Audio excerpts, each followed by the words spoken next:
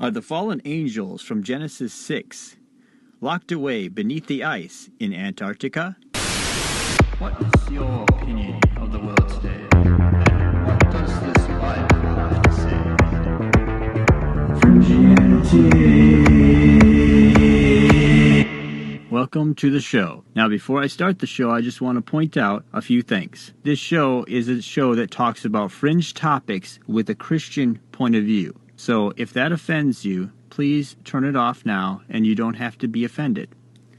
Okay, so today's show is really about my analysis or theories. I don't know for sure if it's fact or any of that. I don't think anyone does really know, but it's just a cool idea to go down this road to see or analyze where things could go, I guess. This is really about the fallen angels perhaps being locked away beneath the ice in Antarctica, and how there's not very many people that go to Antarctica, or have, for some reason, that's just the land that nobody touches, you know? So I've always wanted to do a show on this where I kind of analyze what is there. But I don't really know a ton about this, so I did find a clip I will be playing here. Or I shouldn't say a clip, it's a whole 20-minute thing just about. But it really breaks down some of the stuff that has gone on with Antarctica in the recent past. And about how, like, the Ark of Gabriel was taken. I don't even know. I've never even heard of the thing, okay? So I don't know what that's about. But Russia took the Ark of Gabriel, supposedly, I don't know this to be a fact, to Antarctica. I don't know if they took it there and dropped it off. I don't know all the facts. I'm just saying that it's an interesting thing to think about and what this means for the end times, because if these fallen angels are released from their prison to walk the earth, only for a short amount of time, of course, because Jesus will return and they will be burning in the lake of fire. So in the end times, these fallen angels are probably pretty angry since they've been trapped. If, like I said, they're trapped in Antarctica, wherever, they're probably pretty angry that they've been trapped for so long. And I believe that they have some power over people on this earth, or governments, or whatever. And certain government people are probably in occult secret societies, and all these different things, and they probably worship the fallen angels as gods, okay? So it just makes sense when you think about how John Kerry went to the Antarctica just randomly. It seemed like he was kind of like rushed up there almost, because I think it was at the election. It's really strange timing, and it's just this, I don't know. A lot of people just suddenly had to go to the Antarctica right around the time of the election or whatever. It was really creepy and weird to think that many people just suddenly have to go to Antarctica. I mean, who are they getting their orders from? Okay, I'll just be honest here. Are they getting their orders from the Antichrist? Is that who's under the ice there, or in the Arctic somehow? Is that his country? Is that where the Antichrist reigns right now until he's able to come and reveal himself? Who knows? Because nobody's really allowed to go there. Admiral Byrd went there, and he talked about a hole that basically led into a hollow earth, and he met with a wise leader of some sort beneath the ice, or beneath the continent or whatever. And it's kind of interesting that he talked about this wise older whatever man, and at some point he will reveal himself to the world or something. Anyway, that's kind of it, Admiral Byrd's thing in a nutshell.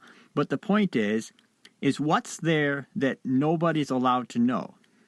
And is global warming tied to this? That's one of the things I've always kind of been back and forth on. I don't believe in global warming, for one, okay? I believe that they're trying to change the earth and prepare it for the Antichrist when he is revealed, okay? I think they're changing the earth. They're trying to blacken the sky. They're trying to put chemtrails, all this chemicals. They're trying to corrupt the earth as they did back in the days of Noah. They're trying to destroy all the things that God created to make it in the image of the enemy of God, the Antichrist, Satan, the fallen angels, whatever. So that's kind of where I'm at on that, okay? So I just wanted to analyze this and think about, what is there and why is this place such a place of almost secrecy? It's like no one's allowed to go there. The Nazis went there, but it's like there's not many people who could speak about the Antarctica. And Admiral Byrd talked about it, and it's just interesting about all that. So I just wanted to analyze this. I'm not really going to get into the hollow earth because I want to do another show on that. And I've done a show in the past on the hollow earth. But if you really want to know about hollow earth stuff, look up Justin Fall of the Fourth Watch. He has a bunch of stuff. He's got a documentary coming out about the hollow earth, all this stuff. And trust me, he has way better information than anything I could come up with, okay? So I just theorize about what's there and what's going on, okay? He actually has a lot of facts and a lot of research and a lot of people who know what they're talking about this, okay? So this is just a theory type of show, okay? So don't take this, as the gospel, okay? Because, like I said, some of the stuff about this, my opinions are kind of all over the place about it, but it's something really interesting to really look into for anybody. Because fallen angels being locked away perhaps under that ice is an interesting theory. And when I saw this video that I'm going to play here, the audio of, it just kind of went, it just made a lot of sense because, I've listened to the audiobook of Enoch. I haven't finished that analysis on here because it's just hard to do because the book of Enoch is really hard to take in and to understand in a lot of places. So for me, I don't know what to do with that because it's so hard for me to really give my opinion on something if I'm not really understanding some of the stuff that's in it, So the book of Enoch is interesting, and there are parts in there that this guy in this audio I'm going to play really talks about, and it's true. Enoch talks about 7 mountains and this could be, there's probably thousands of theories out there. So don't take my theory to be, I'm saying mine's the best theory or whatever, or this guy on this thing is the best theory. I'm just playing this because of let's get talking about this. This is an interesting subject, and I just wanted to do a show on it. So without further ado, I'm just going to play this clip, and I'll talk to you later after the clip. Shalom Chavrim, I'm Stephen Ben-Nun. You're watching Israeli News Live, and today's broadcast is very unusual. We're going to be discussing several things in our news broadcast today that clearly are, in some people's opinions, they are conspiracy theories. In other people's opinions, these things are really real. These things are happening on the earth. But we're also going to be looking at this from a prophetic standpoint, something that I discovered recently written in the book of Enoch, a book that, well, in some circles of Christianity and in Judaism, that the book of Enoch is not part of Bible, but yet it's clearly part of the Ethiopic scriptures. It was even part of the Qumran community, where there has been many fragments, including an incomplete scroll of the book of Enoch that was discovered. So the Jewish people did accept the book of Enoch as an authoritative biblical scripture at one time, and in many Bibles it still is there, including even the Et Sefer that Dr. Stephen Pidgeon has put out as well, where he put this book back in the Bible.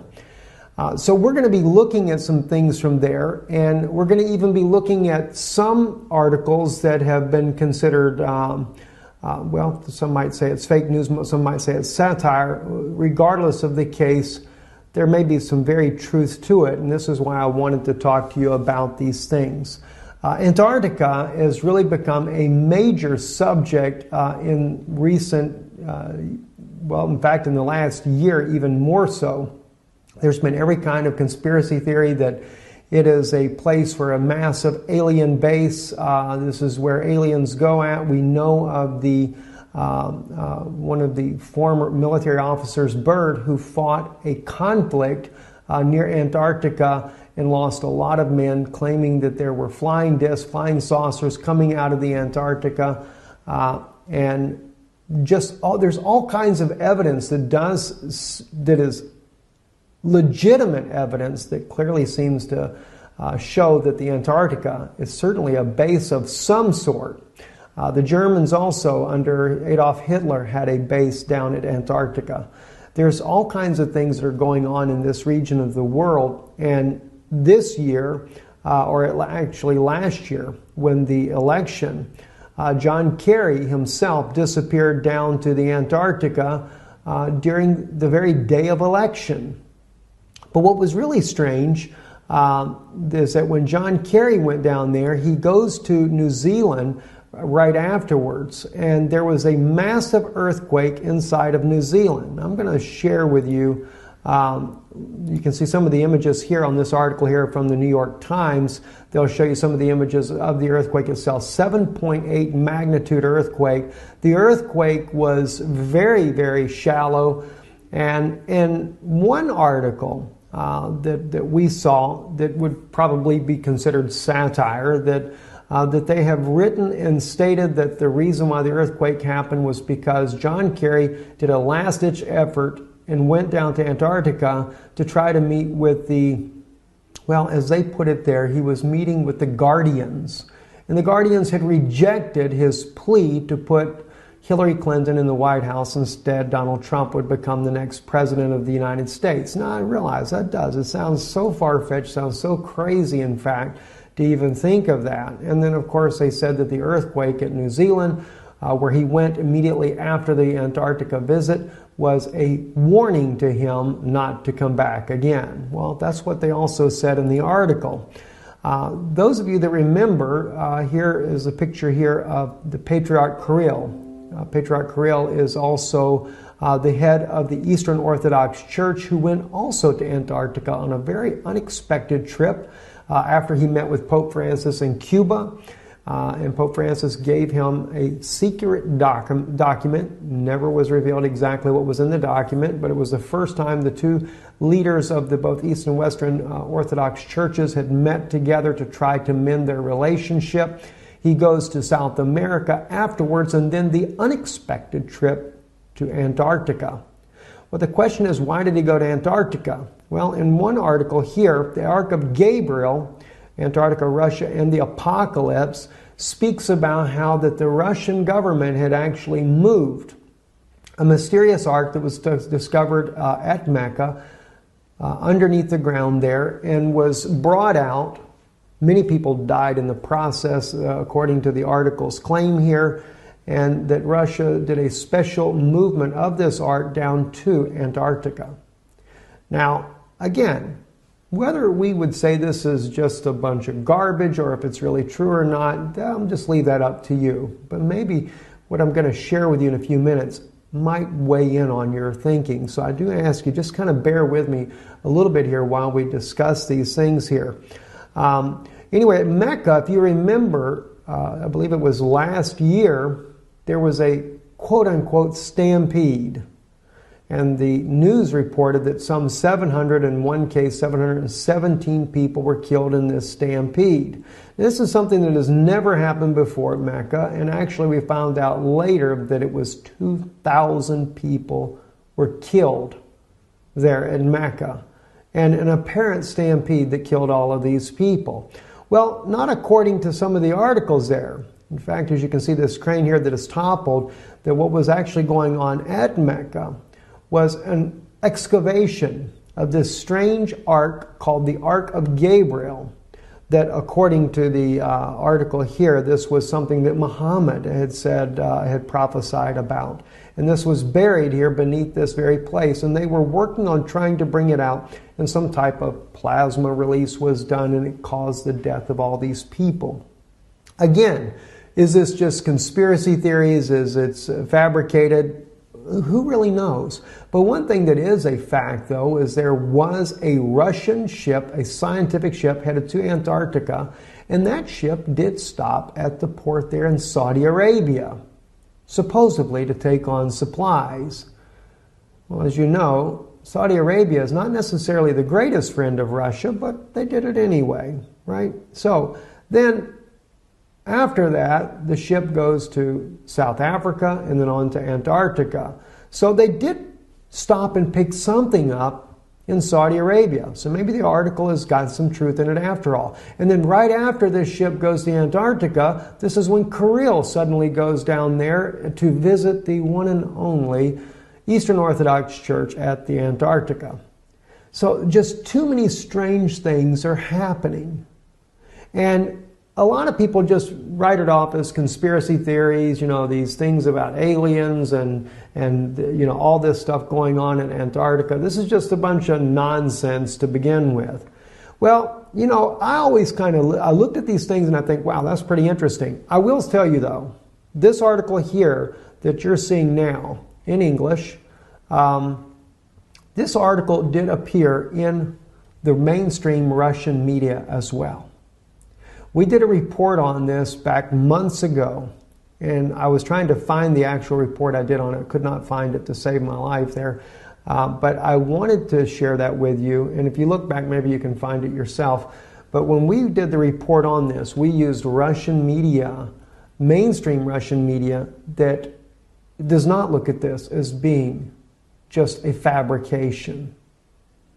They actually reported it as real news, and that yes, indeed, Russia did do a secret mission down to the Antarctica and had taken a thing called the Ark of Gabriel. So there is a Russian news source out there that does not look at this as some kind of conspiracy. And it went much deeper than what this article goes into it. We shared that with you once before. But then something caught my attention the other day. As you can see on your screen now, this is the book of Enoch. I was reading in the first book of Enoch, chapter 18. And this is where the angel Uriel is taking Enoch and showing him some very interesting things. And I'm going to share with you some of the words that I read here in Enoch, and then you'll see why it became very interesting to me. If we go down to, say, verse 4 and begin there, it says, "And I saw the winds which turned the sky and caused the disk of the sun and all the stars to set. And I saw the winds on the earth which support the clouds. And I saw the path of the angels. I saw at the end of the earth the firmament of heaven above. And I went towards the south." Okay, so he goes to the end of the earth. And he speaks about going towards the south. "And it was burning day and night, where there were 7 mountains of precious stones, and 3 towards the east and 3 towards the south." Now, I begin to think about this. He's talking about 7 mountains, but 3 go to the east and 3 go to the south. And he's talking about going towards the south. And I'm thinking to myself, okay, and he's talking about it being that it burns day and night. It was burning day and night. In other words, the sun is not setting. And I'm thinking to myself, well, the South Pole, that describes the South Pole like no other place on Earth. The sun just doesn't really ever set. It's always daylight. And so it really caught my attention. But then he mentioned about the 7 mountains. And of course he talks about the stones, etc. But then he says east and 3 go to the south. Well, that really got my attention. So I thought to myself, okay, is there a place down at the Antarctica that would kind of match this type of description? Well, oddly enough, there is. It's Mount Vincent. Now, you have to keep in mind what you're looking at here on your screen. You have Mount Vincent right here. It is called the Seven Summit. There are 3 going south. Now, you would say these are 3 to the west. It's actually described as southeast and southwest. But keeping in mind, when Enoch went here, the earth had not been tilted off its axis. So therefore, north and south, east and west was a bit different, right? And if you take and tilt the earth back the way it would have been, this will go just like that. And then you would have the three peaks, as it speaks about here, and we have the summit here, three peaks here. Those would go down to the south, just as he describes, and these here, the three, would go to the east, just as he describes there. The 7 mountains, the 7 summits, and 3 to the east and 3 to the south. That really began to make sense. But the words here in Enoch get a little bit more strange, though. And as I read on, it says, and those towards east were of colored of stone and was of pearl, and one of a healing stone, and those towards the south of a red stone. And the middle one reached to heaven like the throne of the Lord, and stibium, and the top of the throne was a sapphire. And I saw a burning fire, and what was in all the mountains. Now, keeping in mind, the middle one was the tall one. And of course, at Mount Vincent, that's exactly the way it is. Mount Vincent is the tallest mountain. Now, I can't say that this is conclusively correct. I'm putting this here before you as a conjecture, something for you to think about, just something that I find very fascinating in line with all these anomalies that are happening at Antarctica, all the weird things that are going on. John Kerry, I mean, gosh, he did more than one visit down to the Antarctica here. Why? What's going on? Now, when I first looked at this, I'm thinking Planet X. They're going down there because they can see Planet X coming. All right? And maybe that has something to do with it as well. But what about some other things? I'm going to share with you some very serious things that also that are going on down there that have been claimed by former military officers. Okay, so just hold on for a second here. It says, and I saw a place there beyond the great earth. There the waters gathered together. And I saw a deep chasm of the earth with pillars of heavenly fire, and saw among them fiery pillars of heaven, which were falling as regards both height and depth. They were immeasurable. And beyond this chasm, I saw a place, and it had neither the sky above it, nor the foundation of earth below it. And there was no water on it, and no birds, but it was a desert place. Now, I'm sure now when you read this part here, well, that throws that out. Must have been out in Saudi Arabia somewhere. Maybe not. Maybe not, guys. Let's take a look at something else here that's very, very interesting.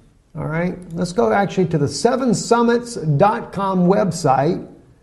And this is about Antarctica, and it's about Mount Vincent, and it talks about it being the tallest mountain, etc. Let me read to you the Antarctica facts, though. Besides the mountain summit, if you go down here to say about right up under the blue right here on your screen, the snowfall in Antarctica is so minimal that the continent has been called the world's coldest desert. The interior receives less than 3 centimeters, in other words, less than 1 inch of precipitation a year, making it the driest continent on Earth. The Antarctic dry valleys in Victoria Land are among the driest places on Earth. Some scientists believe that no rain has fallen there for 2 million years. Astronauts have visited the dry valleys because of their similarity to lunar landscapes. Isn't that interesting? They call it the coldest desert on Earth. Well, maybe Enoch has got something when he said it was a desert. All right? As he called it, there was no water on it and no birds, but it was a desert place. Well, there are no birds. There are no penguins when you get that deep into Antarctica. There's just no life at all. And a terrible thing I saw there, 7 stars like the great burning mountains, and like a spirit questioning me, the angel said, this is the place of the end of heaven and earth. This is the prison for the stars of heaven and the host of heaven, and the stars which roll over the fire. These are the ones which transgress the commandment of the Lord from the beginning of their rising, because they did not come out at their proper times, and he was angry with them and bound them until the time of consummation of their sin in the year of mystery. And Uriel, we go into chapter 19 here, real quick here, just the first verse, said to me, the spirits of the angels who were promiscuous with women will stand here, and they, assuming many forms, made men unclean, and will lead men astray so that they sacrifice to demons as gods. Now, if you notice, that is a continuation. They're not dead. They're still there. And they do what? They will lead men astray so that they sacrifice to demons as gods. Wasn't that interesting? CERN not long ago, where they sacrificed a young woman. Oh, they claimed it wasn't real, but found out later, according to Russian media, it was real. Russian media even was able to determine which woman it was that had been kidnapped. That was by not just so much the media, it was actually Russian intelligence officers that determined this information, but it was in Russian news, and we shared that with you here on Israeli News Live. So they sacrifice to demons as gods. They will stand there until the great day of judgment, on which they will be judged, so that an end will be made of them. But they still have very much access to men on this earth, and they are leading them astray, and they can they assuming many forms. That's pretty wild. I mean, I have never seen anything like this in my life. And the point is that I make here, when we look in chapter 18, it appears to be, and it could be completely somewhere else different on the earth. All right, I'm just saying this as a conjecture to you to consider this. But it appears to be that Antarctica is that region that he's speaking of. For one, it has to be a place that's burning day and night. That sun is where they can see day and night.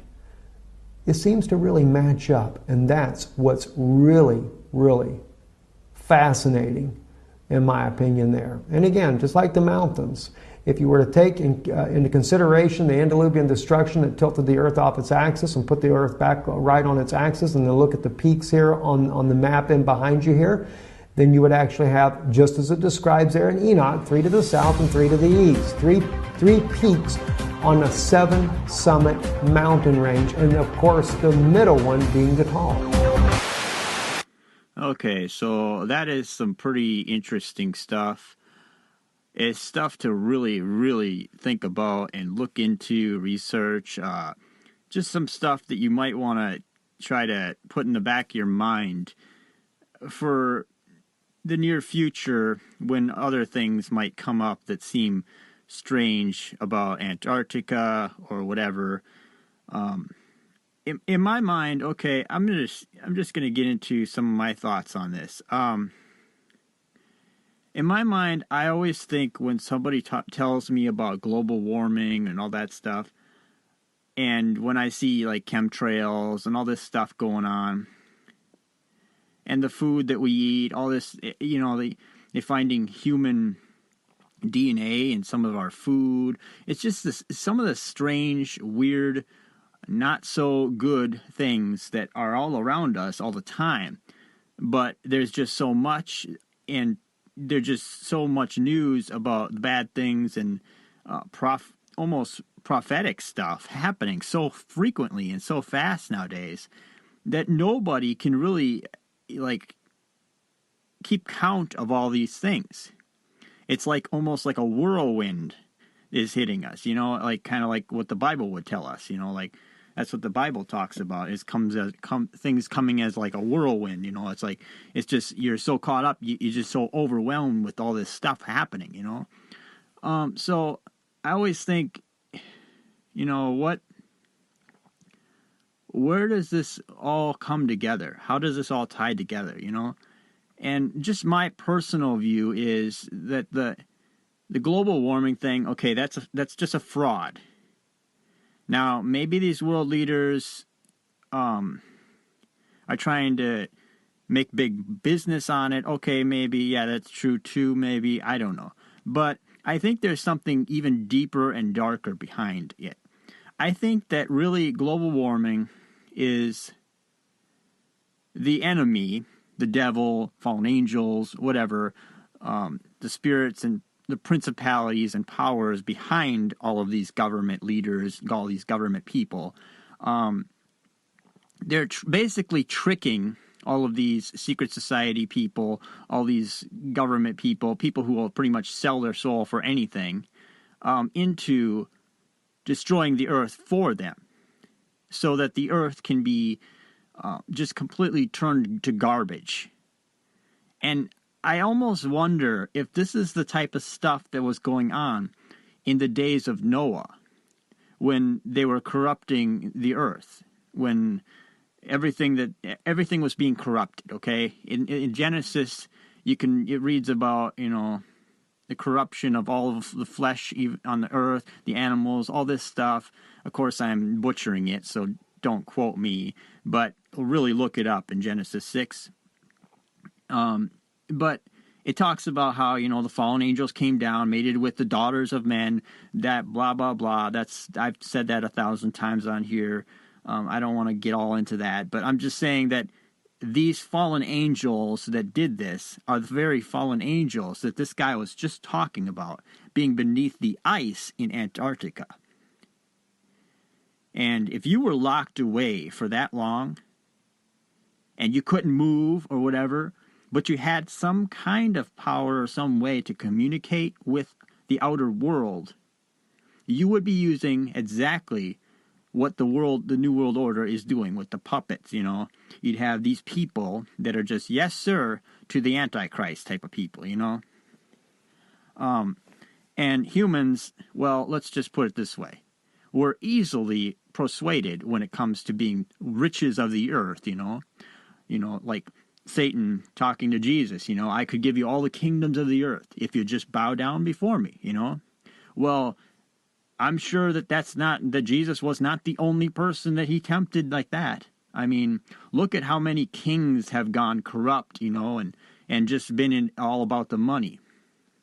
Throughout time and time again, governments, people in powerful places end up corrupted, and their lives end badly because they just could not help but just sell out to the enemy and do bad things. So, but unfortunately, those people kill millions of people in the process, But my point is, I'm just going to get back to the global warming thing because I'm so all over the place here.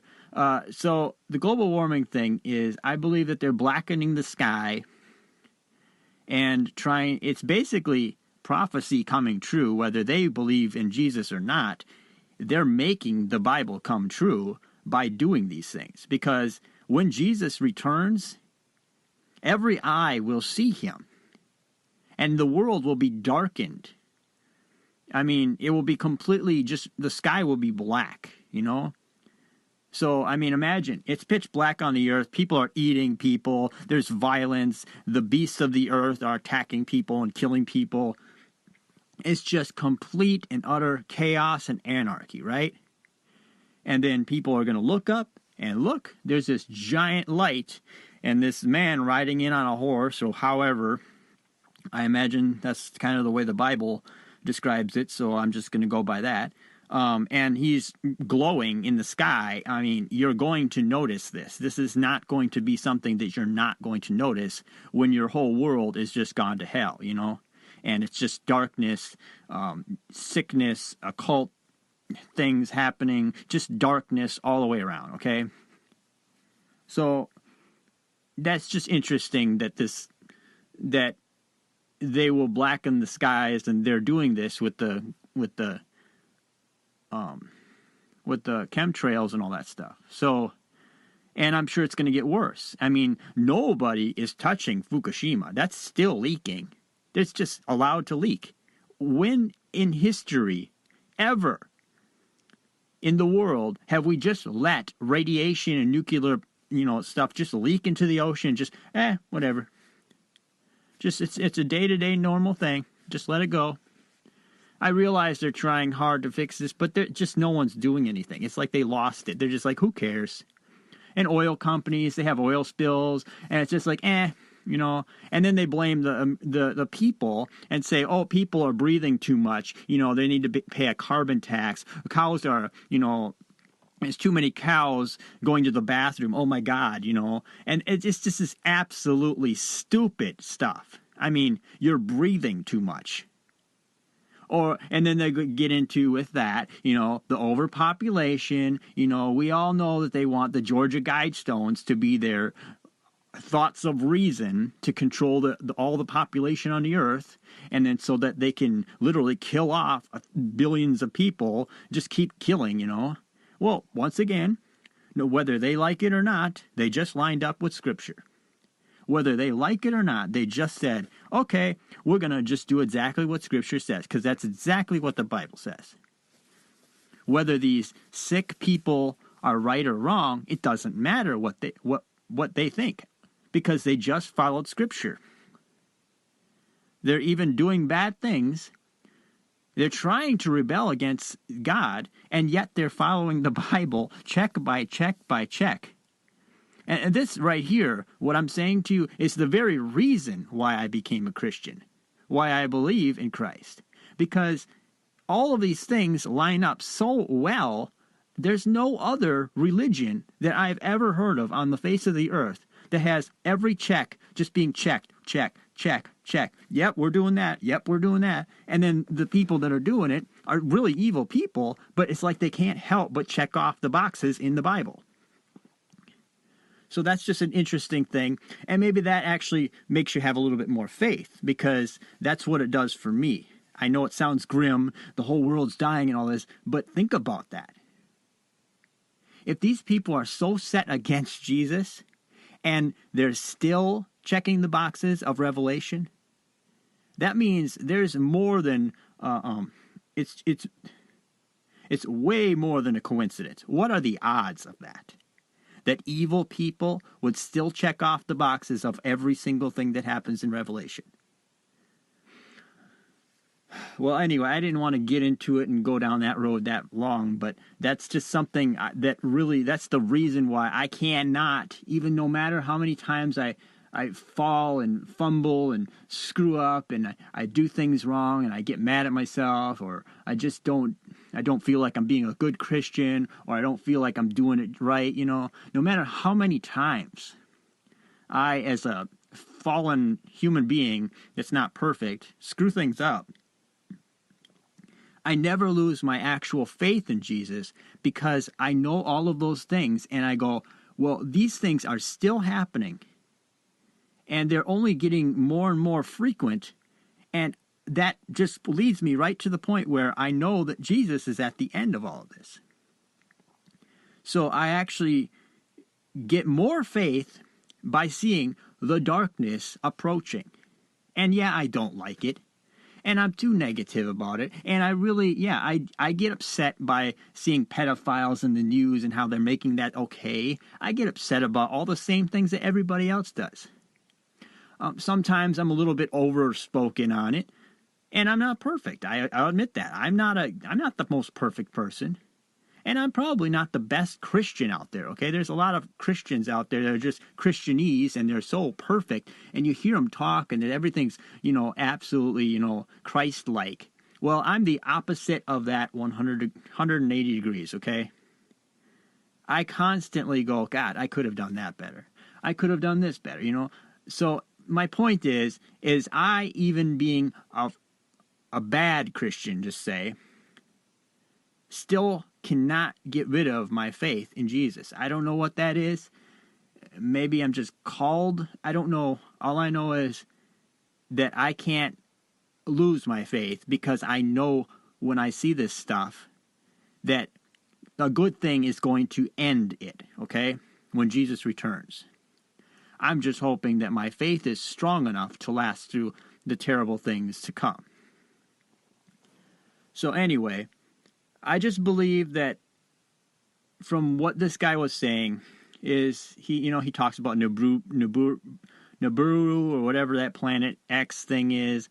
I'm not into that. I don't really believe in that. I don't believe in the UFOs are going to come and all that stuff like so many people talk about. I believe the UFOs are demons, okay? It's just going to be one more deception of Lucifer, and a lot of people might leave their religion because, hey, there's something coming from outer space, And if the flat earth is correct, I didn't throw that out.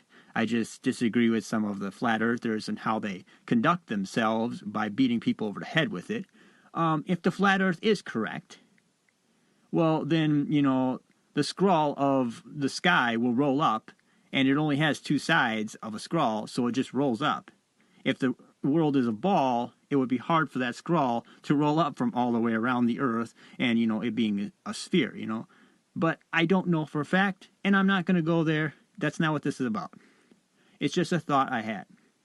So, my point is, they're destroying the earth, and they're doing it on purpose so that perhaps when the pit gets opened, it's like the darkness they'll be able to handle because they can't handle the light, maybe.